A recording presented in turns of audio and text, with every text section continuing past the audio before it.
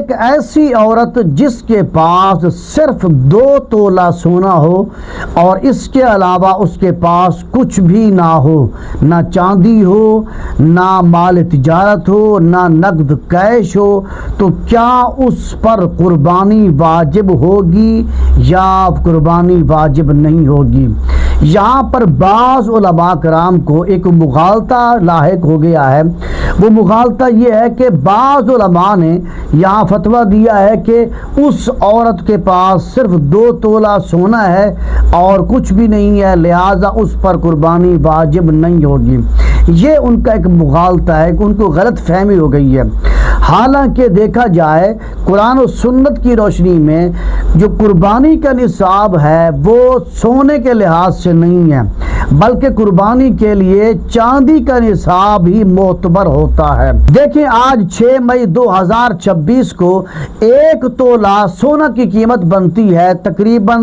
4,76,000 روپے، اور اسی طرح 2 تولہ سونا کی قیمت بنے گی تقریباً 9.5 لاکھ روپے، اور اسی طرح 52.5 تولہ چاندی کی قیمت آج کی تاریخ کے مطابق 6 مئی 2026 کو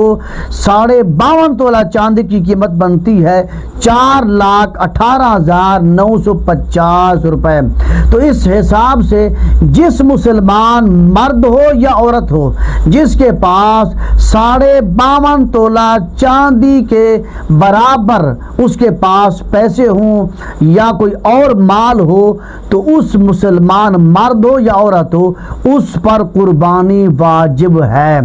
تو اس حساب سے جس عورت کے پاس صرف 2 تولہ سونا ہو، اس کے علاوہ اس کے پاس کچھ بھی مال نہ ہو، نہ مال تجارت ہو، نہ نقد کیش ہو، نہ چاندی ہو، صرف 2 تولہ سونا ہوگا، تو اس عورت پر بھی قربانی واجب ہے۔ اور اسی طرح یہ مسئلہ بھی یاد رکھ لیں کہ اگر کسی مرد یا عورت کے پاس